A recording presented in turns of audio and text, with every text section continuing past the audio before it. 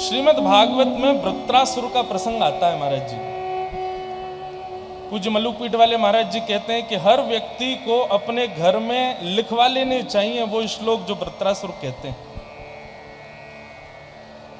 वृत्रासुर वहां भगवान की स्तुति करने से पहले एक बात कहते हैं, वो इतनी सुनने योग्य बात है। यहां जितने भी वैष्णव बैठे हैं और जितने भी शहीद परिवार के लोग बैठे हैं, बहुत ध्यान से सुनिएगा। श्रीमद् भागवत में वृत्रासुर नाम के एक भक्त हुए।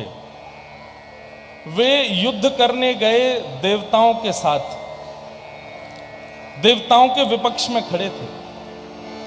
जब देवताओं से युद्ध करने के लिए गए तो दैत्यों की सेना लेकर के गए। दैत्यों की सेना वहां से भागने लगी।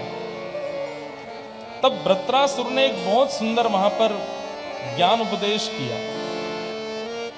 वृत्रासुर कहते हैं कि भैया तुम लोग डर क्यों रहे हो देवताओं से, तुम लोग यहां से भाग क्यों रहे हो।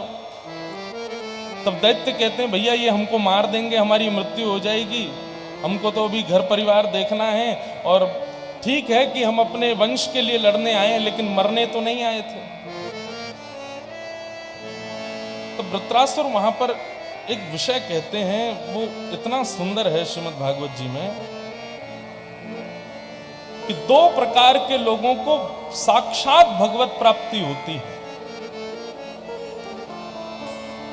दो प्रकार के लोग ऐसे होते हैं पृथ्वी पर जिनको प्रत्यक्ष भगवान ही लेने के लिए आते हैं। मुक्ति जिसको हम कहते हैं, मुक्ति किनको मिलती है, उनके विषय में कहा जाता है कि जो नाम जापक होते हैं, जिन्होंने जीवन भर भगवान का खूब नाम जप किया, थोड़ा गूंज हो रही है, थोड़ी वो कम करें। जो जीवन भर भगवत स्मरण करते हैं, जीवन भर भगवान का खूब स्मरण करते हैं, उनको मुक्ति मिलती है। लेकिन वृत्रासुर कहते हैं जीवन भर नाम जप करने वाले को मुक्ति मिलती है, लेकिन उसके अतिरिक्त और एक को भी मिलती है। किसको? तब वृत्रासुर कहते हैं कि दो सम्मता विह मृत्यु दुरापई यद ब्रह्म संधारणया जितासु कलेवरम योग रतो विजय्यात् यद्ग्रणी वीर शयन वृत्ति। श्रीमद् भागवत में वृत्रासुर कहते हैं एक मुक्ति का अधिकारी तो वो होता है जो भजन करके अंतिम श्वास में भगवान का नाम स्मरण करके भगवत धाम को जाता है। लेकिन यही वृत्रासुर कहते हैं जो व्यक्ति अपने राष्ट्र के लिए, अपने देश के लिए, अपनी सबसे प्रिय प्राणों की बलिदान देता है। हमको सबसे ज्यादा प्रिय क्या है संसार में? अपने प्राण। प्राणों से ज्यादा प्रिय कुछ भी नहीं होता है संसार में। कोई अगर जोर की हवा चल जाए और उसमें धूल उड़ने लग जाए, तुरंत आंख बंद हो जाती है। क्यों? हमको भय होता है कि हमको कुछ हो ना जाए। प्राण सदैव अपनी रक्षा की स्थिति में रहते हैं। हमको सबसे ज्यादा प्रिय अपने प्राण होते हैं। लेकिन वृत्रासुर कहते हैं जो व्यक्ति अपने राष्ट्र के लिए, अपने देश के लिए, अपने समाज के लिए युद्ध करता है और युद्ध में अपने प्राणों का त्याग कर देता है, उसको मुक्ति कैसी मिलती है? बोले स्वयं श्री हरि आते हैं और अपने संग लेकर के उसको जाते हैं। स्वयं श्री हरि आते हैं। जिस प्रकार आप संतों के चित्रों को प्रणाम करते हैं ना, इन शहीदों के चित्रों को भी आप प्रणाम करेंगे तो शायद संतों को प्रणाम करने से 1 पॉइंट ज्यादा ही फल मिलेगा। ये सामान्य नहीं है भैया।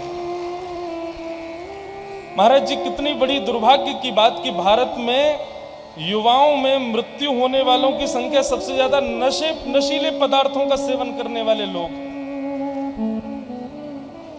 अरे इतना ही जब नशीले पदार्थ लेकर के मृत्यु प्राप्त करनी है, मरने का शौक ही हो रहा है कि हाँ ठीक है, उस पर स्पष्ट लिखा होता है कि मुझे खाओगे पियोगे तो मैं तुमको मार दूंगा। टबैको किल्स स्पष्ट लिखा है। मदिरा के ऊपर लिखा है कि वो उसका ज्यादा सेवन करोगे तो मार देगी। जब प्राण न्योछावर करने का मन ही हो रहा है तो फिर देश के लिए जाइए ना। देश के लिए खड़े होइए ना। यहां पर जब माताएं आती है ना अपने पुत्र का चित्र लेकर के, पत्नी आती है अपने पति का चित्र लेकर के, हमें लगता है कि हम निष्फिक्र होकर के कथा कह रहे हैं ना इनकी वजह से। हम निष्फिक्र होकर के धाम पर इतने बड़े बड़े उत्सव कर रहे हैं ना इन शहीदों की वजह से। हम तो शब्द नहीं है कितना धन्यवाद करें हमारे बड़े भैया को जो ऐसे विचार करके आप ये सेवा का प्रकल्प कर रहे हैं। इस आयु में हम में और आप में 1 महीने का अंतर है। आप 1 महीना बड़े हैं हमसे, लेकिन 1 महीने में 30 दिन हैं।